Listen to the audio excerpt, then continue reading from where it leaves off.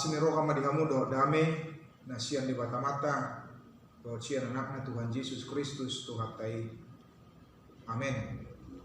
Selamat pagi saudara-saudari, Bapak Ibu jemaat yang terkasih. Mari kita menyambut firman Tuhan pada hari Senin tanggal 11 Juli 2022 yang tertulis dari 1 Petrus pasal 1 ayat 17. Demikian bunyi firman Tuhan. Molo ama di guarhamu ibana naso mardida rupa laho menghukumi nasa jelma marburu tu pambahinanna marhatahuton mahamu marparangi ditiki pai solatan muna. Dan jika kamu menyebutnya Bapa, yaitu Dia yang tanpa memandang muka menghakimi semua orang menurut perbuatannya, maka hendaklah kamu hidup dalam ketakutan selama kamu menumpang di dunia ini. Demikian bunyi firman Tuhan.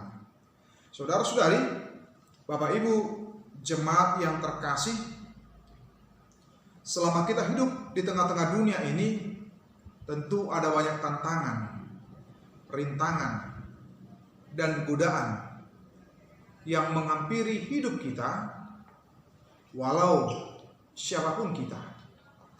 Apakah kita menyebut diri sebagai pengikut Kristus ataupun tidak? Oleh karena begitu hebatnya dan gencarnya dunia ini untuk mempengaruhi, mengajak kita, mengarahkan kita dengan hidup sesuka hati kita, maka Petrus mengingatkan kita agar di dalam kehidupan kita justru menunjukkan sosok diri kita yang telah dikuduskan oleh Kristus. Petrus menyoroti bagaimana kehidupan dan perilaku mereka ketika mereka menyebut Allah itu sebagai Bapa, tetapi perilaku mereka jauh tidak menunjukkan diri sebagai anak Tuhan yang sesungguhnya. Perilaku dan perbuatan mereka justru menjadi perbuatan yang tercela, yang menghina, yang tidak seturut dengan kehendak Tuhan. Karena itulah Petrus mengingatkan kepada mereka di dalam kehidupan mereka, ayat 14, hiduplah sebagai anak-anak yang taat dan jangan turuti hawa nafsu yang menguasai kamu pada waktu kebodohanmu. Itu mengingatkan di tengah-tengah kehidupan kita untuk boleh menjadi sebagai anak yang taat. Iman dan ketaatan adalah ibarat dua sisi mata uang yang tidak bisa terpisahkan satu dengan yang lain, tetapi merupakan satu kesatuan, satu paket yang harus diperlihatkan, ditunjukkan di dalam kehidupan kita. Sehingga mustahil ketika disebut beriman tetapi perilakunya, perbuatannya, tindakannya justru tindakan yang tidak beriman, atau justru jauh sekali dari apa yang diinginkan oleh Tuhan. Karena itu disebutkan hiduplah sebagai anak-anak yang taat, anak-anak yang taat, yang tunduk. Demikian juga dengan ayat 15 ketika Petrus menyebutkan, tetapi hendaklah kamu menjadi kudus di dalam seluruh hidupmu sama seperti Dia yang kudus yang telah memanggil kamu. Allah kita yang kudus dan memanggil kita untuk hidup di dalam kekudusan pula. Sehingga demikian kita diingatkan di dalam kehidupan kita supaya kita tidak hidup dengan sesuka hati kita, semau kita sendiri, mau melakukan perbuatan yang jahat, yang buruk dalam kehidupan kita. Hati-hati, Petrus mengingatkan bahwa Dia yang tanpa memandang muka menghakimi semua orang menurut perbuatannya. Maka patutlah kita dalam kehidupan kita menunjukkan rasa takut kita kepada Tuhan.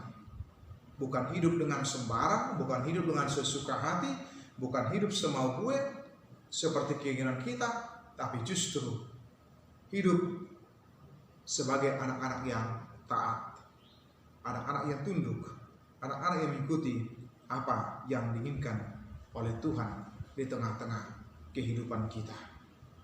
Karena itu patutlah kita mengkoreksi, mengevaluasi kehidupan kita supaya dengan demikian kita tidak terjebak kepada permainan dan bujuk rayu daripada iblis yang memakai banyak cara, beragam cara untuk menjebak kita masuk ke dalam perangkap yang dipersiapkan oleh iblis.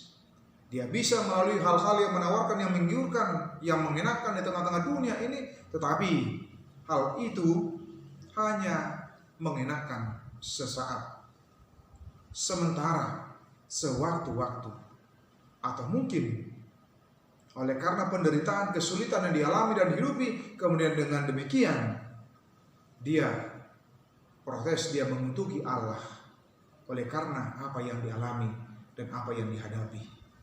Karena itu kita menyebutkan, dan jika kamu menyebutnya Bapa, itu Dia yang tanpa memandang muka menghakimi semua orang menurut perbuatannya.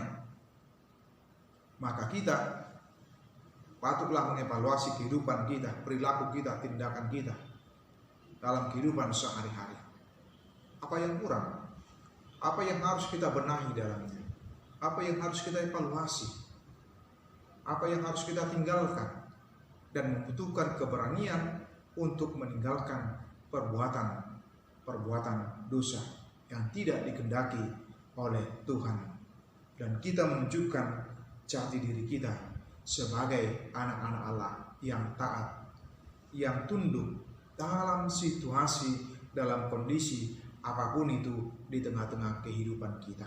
Karena itu, mari menjadi anak-anak yang taat, anak-anak yang tunduk, anak-anak yang mengikuti apa yang dikatakan oleh Allah di tengah-tengah kehidupan kita.